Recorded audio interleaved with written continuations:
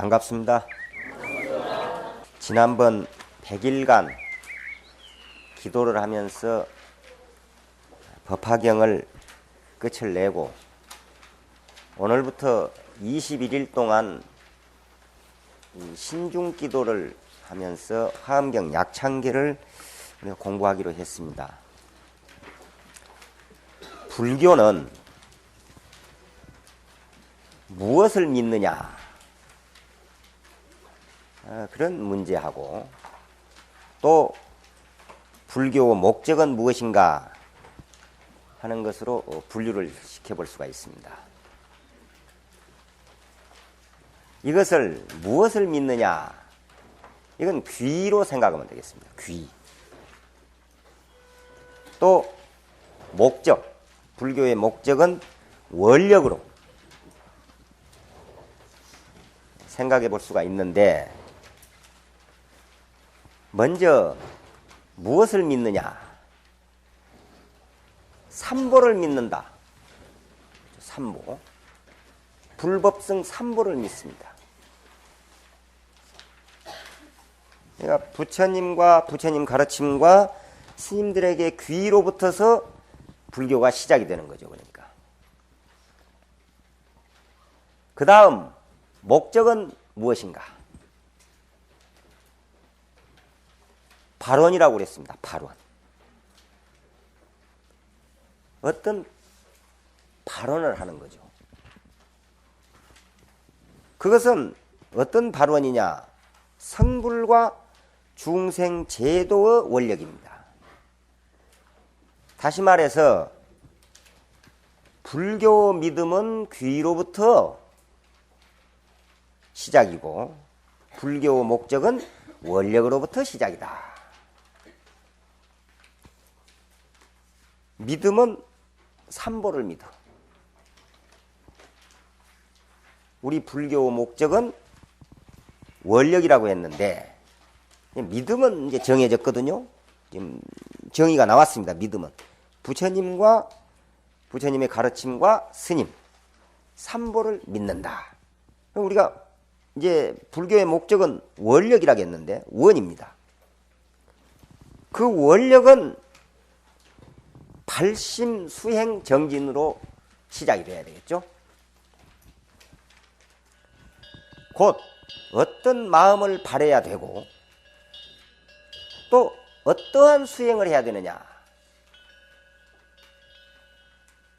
그리고 어떻게 정진할 것인가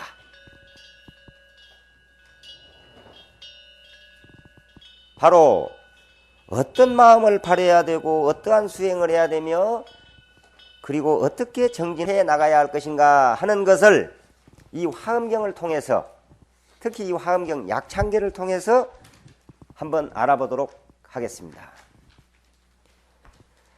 그렇습니다. 우리가 무언가를 하기 위해서는 우리 생활에서도 마찬가지고 공부에서도 마찬가지고 모든 것은 우리가 무엇인가를 하기 위해서는 제일 처음 마음을 발해야 됩니다. 그 마음을 발했으면은 일으켰으면은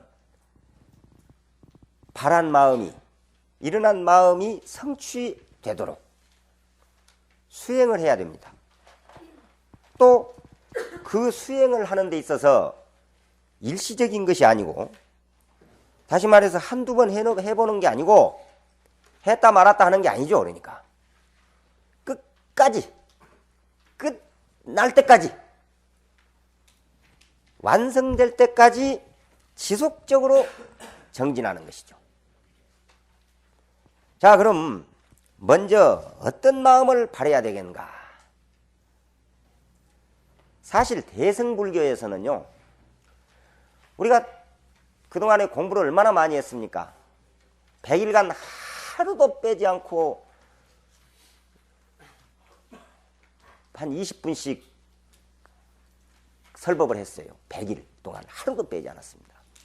그리고 법화경 강의했지, 천수경 강의했지, 반야신경 강의했지. 그 앞에 또 여러분들이 금강경도 배웠지. 이 대승불교에서는 깨닫고자 하는 마음을 발해야 됩니다.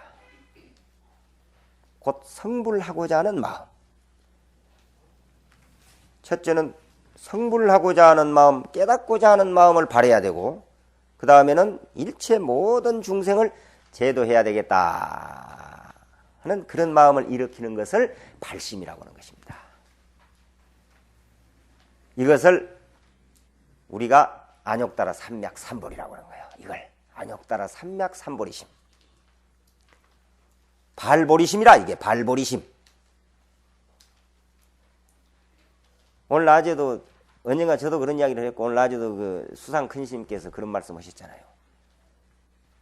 어떤 분이 보살계 받고 나서 보리심을 일으켜라 하고 배워가지고 속은 엉뚱해가지고 지나가다가 소한테 탁탁 치면서 발보리심 해라 하니까 소가 훅 쳐다보면서 니나 잘해라고 그랬다고 그러잖아. 니나 잘해라고. 그래서 이걸 줄여서 발보리심이다. 발심이에요, 발심. 깨닫고자 하는 마음. 그런데 우리는 왜 깨달아야 되느냐? 그것은 바로 일체 중생을 제도하기 위해서 깨달아야 됩니다. 중생을 제도하고자 하는 마음을 발하였기 때문에 두 가지를 바른다고 했잖아요. 깨닫고자 하는 마음을 발해야 되고 중생을 제도하고자 하는 마음을 발해야 된다. 중생을 제도하고자 하는 마음을 발했기 때문에 중생을 제도할 수 있는 능력을 갖추기 위해서 성불을 하는 거예요. 그러기에 중생을 제도하는 그 과정이 곧 성불의 길이라고도 말을 하는 것입니다. 그러니까 대승불교에서는 상구보리 하와중생이거든. 위로는 보리를 구하고 곧 부처를 구하고 아래로는 중생을 제도한다 이 말이야. 대승보살이 해야 할 일이에요, 이게. 우리는 무슨 일을 하든 간에 그 일을 할 때에 갖춰야 할 조건이 있어요. 이거는 뭐 절에 오셔서 여러분들이 이 공부를 하는 것뿐만 아니라 세상에 살고 또 학생들이 공부하는 것까지 모든 게 그렇습니다. 갖춰야 할 것이 있는데 그것을 한 4가지 정도로 먼저 나누어서 우리가 한번 알아보고 공부에 들어가도록 하겠습니다. 첫째, 무슨 일을 하든 간에 첫 번째는 그 일이 가능한가? 이것이 있어야 돼. 가능한 일이냐 이 말이. 가능한 일이냐. 아, 되지도 않은 일을 갖다가 하고 있으면 어떻게 되겠어요? 이 사람이 땅을 파서 그 땅을 파면은 금덩어리가 뭐 이 법당만큼 나온다는 게 확신이 이루어지면은 그 파는데 지치지 않아. 그 가능해야 일을 할 수가 있다니까. 예를 들어서 학생이 공부를 하면은 나는 하면은 잘할 수 있다 하는 그 어떤 가능성에 대한 확신을 가져야 한다는 거죠. 이와 같이 제일 첫 번째는 가능성이 있어야 됩니다. 무슨 일을 하든 간에. 자, 두 번째는 지금 자기가 하고자 하는 그 일이 얼마나 가치가 있느냐. 가치가 있느냐 이거예요. 사실 저 성법스님이요, 천수경, 반야심경, 법화경 거기다가 매일 하루에 100일간 또 설법하다 보니까 재산이 있는 대로 다 바닥에 나버렸어요. 하나도 없이 다 바닥에. 그래가지고 지금 이번 화엄경 약창계 강의를 한다고 갑자기 진짜 기도하면서 그럼 준비연이라고. 아이고, 그 나름대로 아주 재산을 좀 축적해야 될 거 아니에요. 그러니까 얼마나 가치가 있느냐. 또 다시 말해서 가치가 있고 중요한 일인가. 꼭 필요한 일이냐 이 말이에요. 그러니까 자기가 하고자 하는 일이 정말로 시간과 돈 또는 노력을 투자해서 할 만한 가치가 있는 일이며 중요한 일인지 판단해 봐야 된다는 거죠. 무슨 일을 하든 간에. 그 다음 세 번째는 방법입니다. 어떤 방법으로 해야 할 것이냐. 그 일을 하는데 어떤 방법으로 하는 것이 가장 효과적이고 또 올바른 방법이냐. 이것도 매우 중요한 일이거든요. 그 방법도. 자, 그러면 네 번째는 이게 제일 중요한 거예요. 실천에 옮겨야 돼요. 혼자 앉아서 연구만 하고 있으면 안 돼. 정말 그 기쁜 마음을 가지고 즐거운 마음으로 꼭 하고 싶은 마음에서 열심히 그 일을 실천할 수 있어야 된다. 이렇게 네 가지 정도로 나누어 볼 수가 있습니다. 그러니까 여러분들도요, 이 불교대학에 입학을 해서 또 입학을 하는 분들은 나와서 부처님 법을 공부하시는 이 일이 얼마나 가능한 일이냐, 이걸 제일 중요히 생각을 해야지.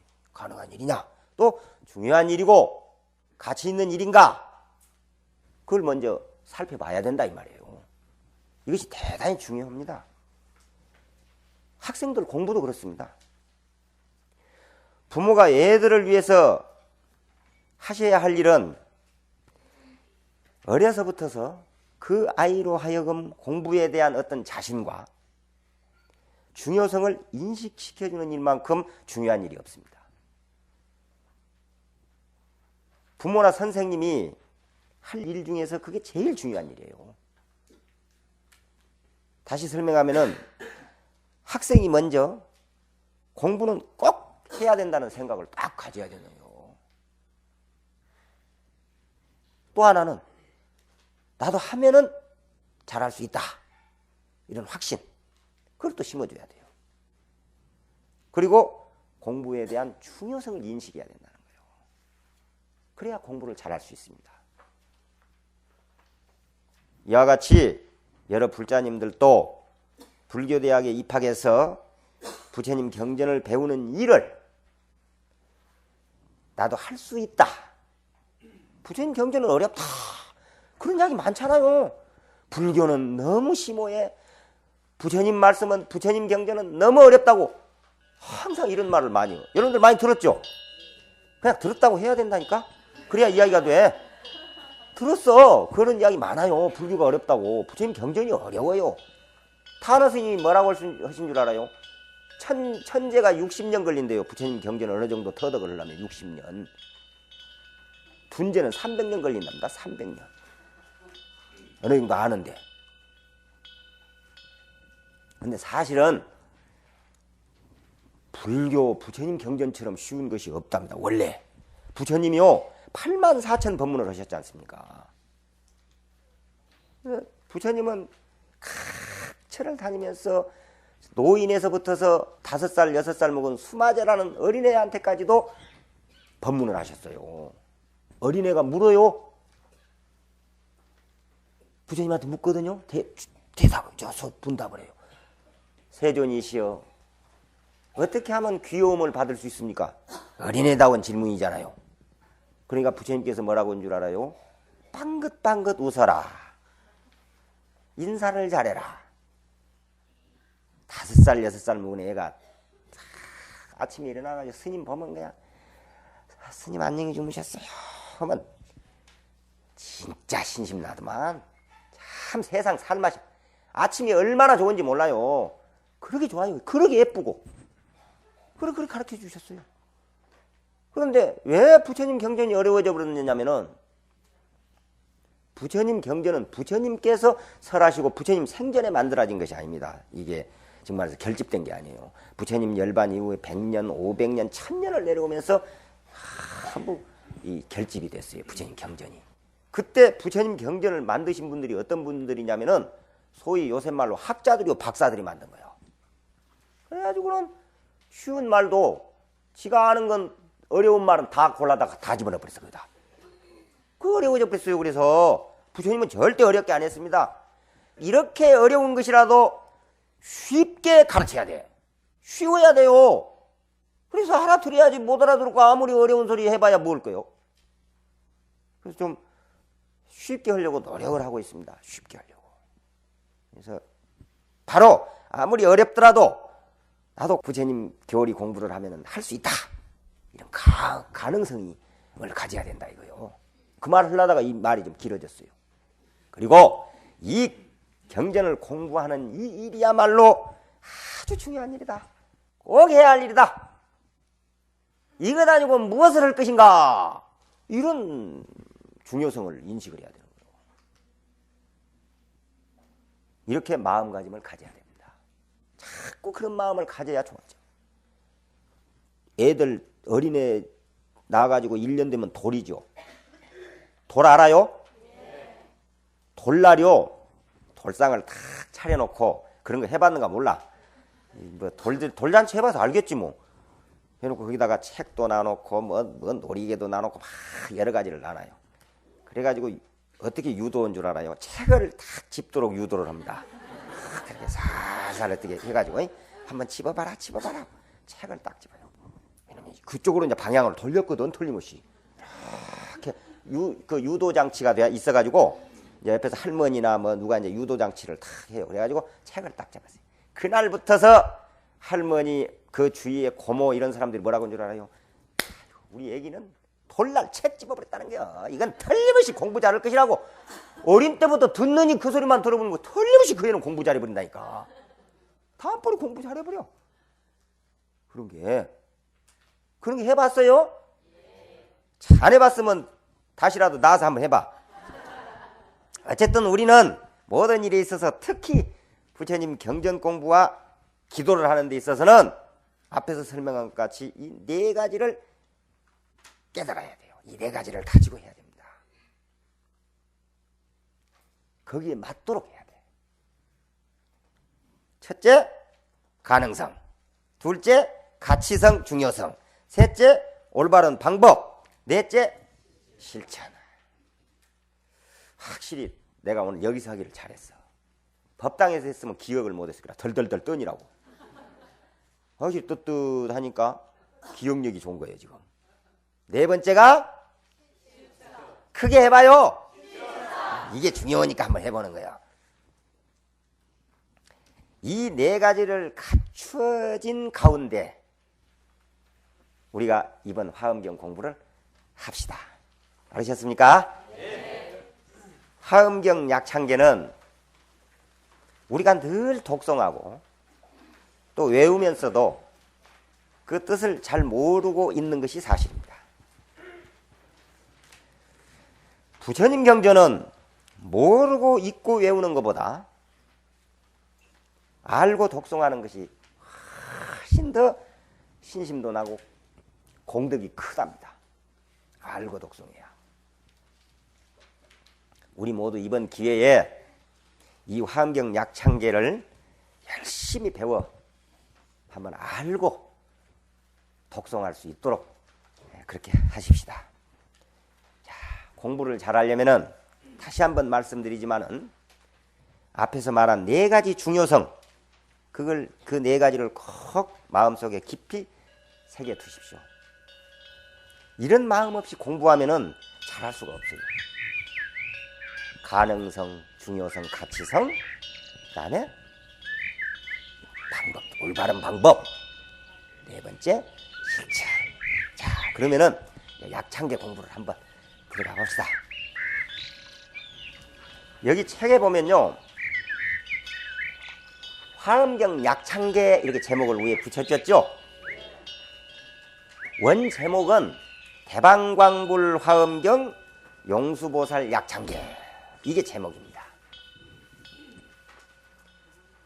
천수경도 우리가 보통 천수경 하지만은 본 제목은 천수천안 관자재보살 광대원만 무예대비심 대다라니 경, 이게 천수경이에요. 그러듯이 화엄경 약창계라고 하지만은 원 제목은 대방광불 화엄경 용수보살 약창계, 이게 경 제목이에요. 그리고 이렇게 되어 있다는 점을 알아두시기 바랍니다. 자, 그럼 먼저 제목부터 한번 알아봅시다. 대방광불 화엄경. 이것을 우리가 일반적으로 화엄경이라고 하는 경 제목입니다. 대방광불 화엄경. 여기서 대방광, 머릿속에 대방광을 딱 넣어놓으세요. 앞에 보이죠? 대방광. 이 세자 대방광, 또 화엄경, 이렇게 대방광불 화엄경, 그렇게 말이요. 그러니까 대방광, 그다음에 불, 화엄경, 이렇게. 석자, 곧 대방광 석자, 불은 부처님, 그리고 화엄, 그 다음 경, 이렇게 나누어서 한번 봐봅시다. 사실 제일 끝의 경은 앞에 6자를 말합니다. 대방광불 화엄을 말하는 거예요. 경이라는 말은. 대방광불 화엄 6자. 그러니까 경이란 무엇에 대한 부처님의 말씀이란 그런 뜻입니다. 무엇에 대한 부처님의 말씀이다. 자, 경이란 무엇에 대한 말씀이라고 했으니, 그럼 무엇에 대한 말씀이냐? 곧 대방광불 화엄에 대한 말씀이라는 거예요. 대방광불 화엄에 대한. 이렇게 생각하시면 되겠습니다. 대방광불 화엄에 대한 말씀이다. 쉽게 말해서 경이란 부처님의 말씀이다. 경은 부처님의 말씀이에요. 그렇게 아시면 돼요. 그러니까 부처님이 말씀하신 내용을 글로 옮겨 놓은 것이 경이에요. 그런데 부처님께서 어떤 내용을 말씀하셨기에 이렇게 글로 만들어 놓았느냐 하면은 바로 대방광불 화엄에 대해서 말씀하신 것이다.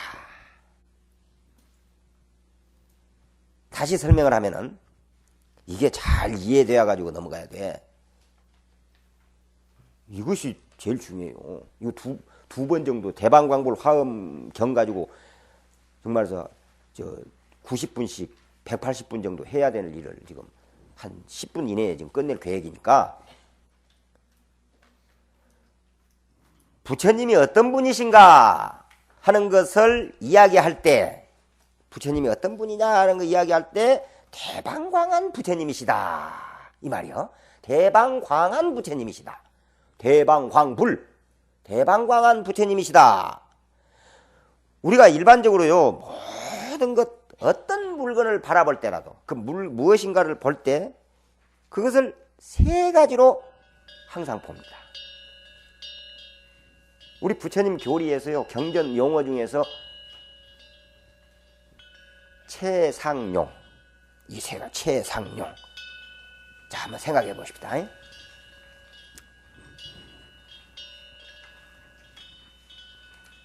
첫째,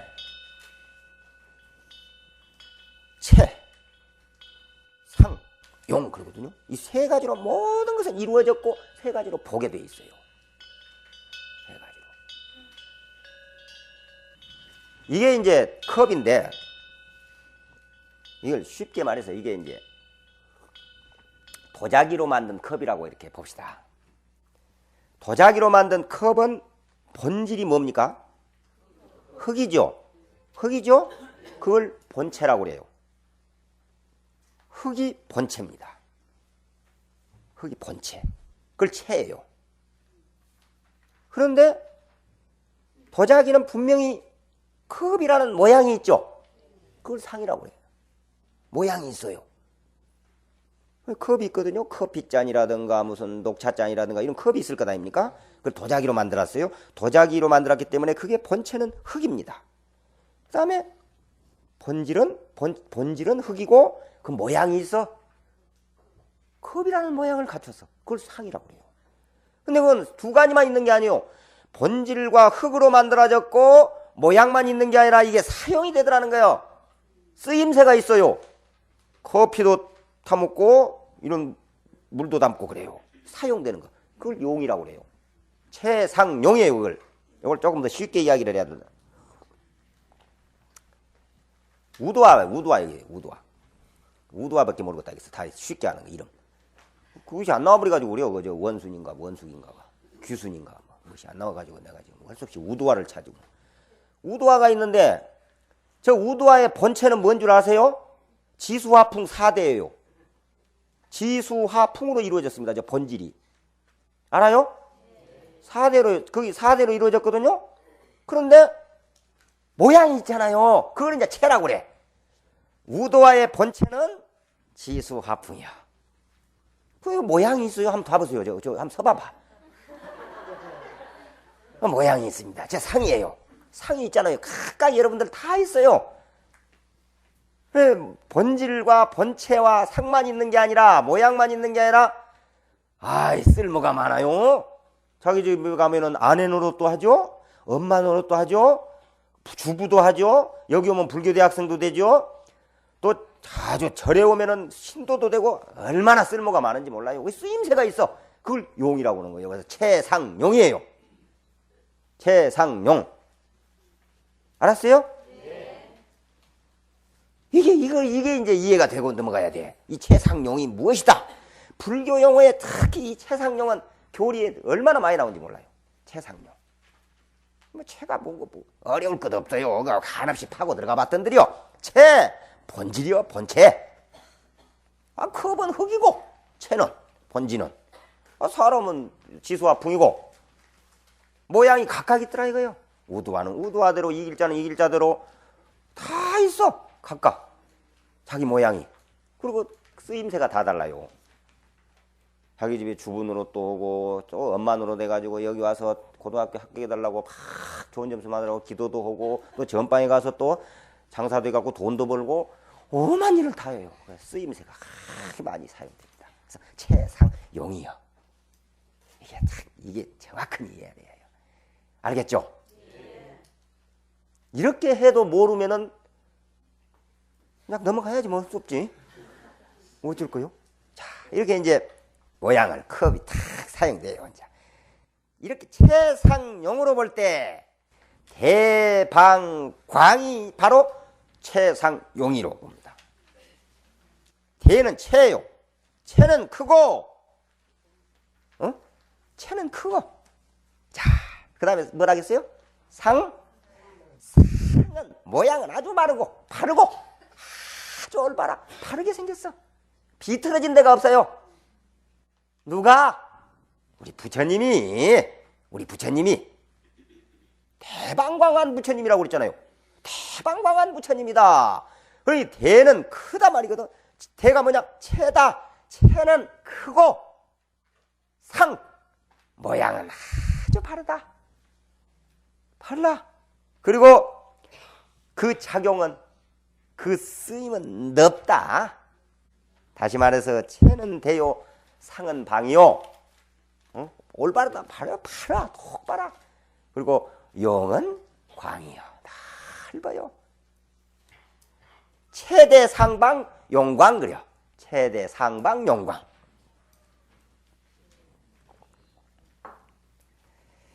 그러니까 부처님의 본체는 한없이 크고 그 모양은 아주 바르고 또 부처님의 작용, 부처님의 그 쓰임은 한량없이 넓다는 뜻으로 대방광이라고 한다고 이렇게 이해를 하시면 되겠습니다. 그러는 거예요. 자, 대방광불. 그 다음에가 대방광불. 그 다음에는 화음이거든요. 화음인데 화음이란 말이 무슨 말이냐면 꾸몄다 이 말이에요. 꾸민 걸 말해요. 꾸며졌다. 꾸며졌다는 뜻인데 여기서 꾸민다는 말은 체는 크고 모양은 바르며 그 작용은 한없이 넓은 이런 부처님을 꾸몄다 이 말이야. 뜻이 이런 뜻이 있습니다. 장엄한다 하는 것은 장식한다 혹은 꾸민다. 무엇을 이 꾸미거든. 또 이것을 완성이라고 할 수가 있습니다. 완성이라고도 이야기할 수가 있어요. 장엄한다, 꾸민다. 이 결과는 결국에 꾸밈의 결과는 완성입니다. 우리가 집을 다 지어가지고요. 집을 다 지었다고 완성되는 건 아니잖아요. 꾸며야 됩니다. 집을 지어서 부엌은 부엌대로 뭐 찬장도 놓고 뭐 싱크대도 놓고 오만 거 다 놔야 되거든. 응? 그리고 또 방을 또 꾸미잖아요. 그러면 도비도 해야 되고 장판도 깔고 거기다가 장롱도 들여놓고 또 뭐 찍어 바르는데 보는 거 있잖아요. 그 뭐라고 한 것보다 화장대도 놓고 이렇게 해야 된다고 말이에요. 다 꾸민 거예요. 그걸 꾸몄다고 하는 거야. 그래서 다 꾸며지면은 그걸 뭐라고 합니까? 그 다음에 이제 방에 들어가는 거. 그걸 이게 완성이라고 그래요. 다 꾸몄다, 꾸며졌다. 이 말은 완성되었다. 이렇게 생각할 수가 있죠. 그렇죠? 이루어지는 것을 말합니다. 다. 그래서 작용의 명과 공덕의 면을 얘기할 때 부처님의 작용의 면과 부처님의 공덕의 면을 이야기할 때 꾸밈, 즉 장음이란 말을 쓰는 것입니다. 공덕. 이 공덕이란 말은요, 금강경에서는 복덕이라고 이렇게 표현을 했습니다. 복덕. 금강경. 큰 복과 덕이요. 큰 복과 덕. 얘가 큰 복과 덕이 다 갖추어지는 것을 이렇게 장음했다 말을 하는 겁니다. 물론 모양으로는 옷도 잘 입고 또 화장도 잘 하고 사람이 그러잖아요. 꾸몄다. 아이고 잘 꾸몄네. 그러면 어디 나갈 때 옷도 이놈도 걸쳐봤다 저놈도 걸쳐봤다 그러잖아요. 그래서 좋은 걸 자기 몸에 오늘 날씨하고 또 만나는 사람에 따라서 옷이 모양도 달라져야 되거든요. 그런 거 모르면 배워 지금. 아무렇게나 막 걸치고 입고 다니는 거 아니요. 오늘 누구를 만나느냐? 스님을 만난다. 스님을 만나는 데는 좀 옷도 좀 지라주한 거 입고 다녀야 돼. 바짝 올라가니까 또 그렇더만. 그러니까 만나는 데마다 그 다르잖아요. 그리고 또 특별히 아이고 오늘은 참 스님한테 이런 좋은 모습을 한번 보여줘야 되겠다고 그런 자비심으로 보살심으로 또 바짝 올라간 거 입고 오면 또 이제 상황은 다르지. 그런 보살심으로. 그러니까 각각 옷도 뭐 꾸미고 그리고 또 누구를 만나느냐에 따라서 찍어 바르는 것도 달라져야 되는 거예요. 스님을 만나는데 그냥 범벅을 해보면 곤란해 또. 적당히 좀 가볍게 이렇게 하고 또 아주 또 특별한 사람을 또 만날 때는 그냥 완전히 막 몇 벌 한 2시간 정도 또 두드러 발라서 이렇게 해놓고 하기도 하고 그래요. 그렇게 되면 다 이제 완성되었다, 꾸몄다 이렇게 이야기가 되는 거예요. 그러나 덕망으로 놓고 볼 때 인격적인 면 등을 모두 다 갖춘다고 하면은 그런 것도 꾸미는 것이 됩니다. 겉으로만 아니라 안으로 덕으로도 인격으로도 이렇게. 그러기에 화음이라는 것은 무슨 말이냐? 무엇으로 꾸민 건데 무엇으로 꾸몄느냐? 화음, 그래서 화음이라고 한 거예요. 그냥 꾸민 게 아니에요. 꽃으로 꾸몄다는 거예요. 꽃으로 꾸몄다. 꽃으로 장음했다. 여기 꽃으로 장음했다. 이 말은 꽃은 무엇이냐? 보살행을 뜻합니다. 보살행. 보살. 그러니까 대방광불 화음은 대방광한 대방광한 부처님 체는 크고 모양은 반듯하고 쓰임새는 한량없이 넓은 부처님을 무엇으로 장음을 했느냐? 보살행으로 장음했다. 보살행으로. 다시 말해서 공덕으로 장음한 거예요. 공덕으로. 중생을 위해서 한없는 보살행을 하고 자비행을 베풀어주는 그런 모습이 우리 부처님에게는 다 갖추어졌다는 거예요. 장음했다, 꾸몄다, 완성이다 그 말이에요. 다 갖추어졌다. 우리 부처님은 다 갖춰버린 거예요. 무엇을? 중생을 위하는 마음, 중생을 사랑하는 마음을 다 갖춰버렸어. 부처님께서. 그래서 불교 성전에 보면요. 여러분들 불교 성전 혹시 읽어보셨어요? 불교 성전도 자주 보셔야 됩니다. 항상 틈 나는 대로 그게 얼마나 좋은 경전이 많은지 몰라요. 불교 성전. 불교 성전도 틈 나는 대로 자주 읽어보세요. 거기에 보면은 화엄경을 뭐라고 번역을 했느냐면 보살의 길이라고 그랬어. 보살의 길. 그러니까 여기서 말하는 화엄경은 보살행으로 장엄된 것입니다. 지금 화엄경 약창제, 정말로 진짜 화엄 대방광불 화엄경에서 말하는 화엄은 보살의 행으로, 보살행으로 장엄된 것을 말한다 이 말이야. 부처님의 경지를, 부처님의 경지, 부처님의 참 대방광한 그 경지를 우리가 말로나 글로 도저히 표현할 수가 없어요. 어쩌려고 이게 좀 껍데기만 좀 해보는 거예요. 없는데 그것을 보살행이라 한마디로 딱 표현해본 거야. 보살행이라고. 보살행이 뭔 줄 알아요? 엄청난 거예요. 보살행이. 보살은 마음, 보살행이. 보살은 마음이 어디로 향해야 할 것인가? 어디로 향해야 되느냐? 그러니까 보살은 성불과 중생을 제도하고자 하는 마음을 일으켜야 한다고 이렇게 아까도 이야기를 했습니다. 우리의 그 두 가지예요. 성불, 또 성불을 해서 중생 제도. 이렇게 구체적으로 바로 그 마음이 완성된 세계를 어떤 세계라고 하느냐? 보살의 마음이 완성된 세계를 무엇이라고 하느냐면 그걸 불국토라고 그래요. 유마경이 거기 나옵니다. 유마경에 보살의 마음이 구체적으로 완성된 세계가 불국토다. 일체 중생들이 모두가 다 성불한 그런 세계를 불국토 혹은 정토라고 하는데, 그 정토를 이루가려면은 이 유마경에 보면요, 보적이라는 보살, 보적보살이 있어요. 보적이 부처님한테 물어요. 어떻게 묻는 줄 알아요? 다 일체 중생이 다 성불한 그런 세계를 불국토라고 하는데 그 정토를 이루가려면 어떤 수행을 해야 합니까? 하고 물어요. 부처님한테. 그러니까 부처님이요, 뭐라고 하냐면요, 중생 세계가 곧 불국토니라. 중생의 국토가 보살의 국토다. 중생의 국토가 불국토다. 그렇게 한마디로 해버려요. 보살의, 그러니까 중생의 국토가 보살의 국토니라. 한마디라. 그게 어떻게 수행을 해야 됩니까? 불국토를 이루가려면 어떻게, 부처님이시여 불국토를 이루가려면 어떻게 수행을 해야 됩니까? 하고 물으니까 부처님께서 한마디로 중생의 국토가 곧 보살의 국토니라. 보살의 국토가 뭡니까? 불국토예요. 불국토예요. 바로 그 불국토라는 거예요. 중생의 국토가 불국토다. 이렇게 정의를 딱 내려버립니다. 한마디로.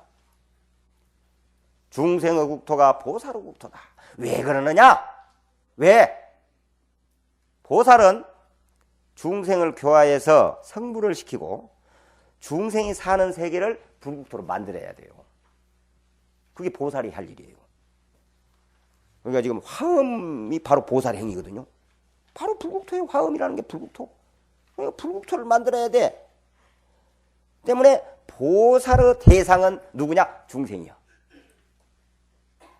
중생을 처음에 불국토로 만들어야 되니까.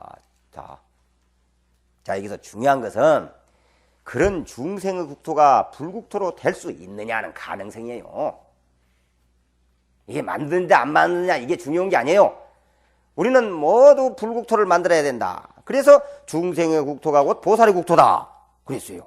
그러면 과연 중생의 국토가 불국토로 될 수 있느냐?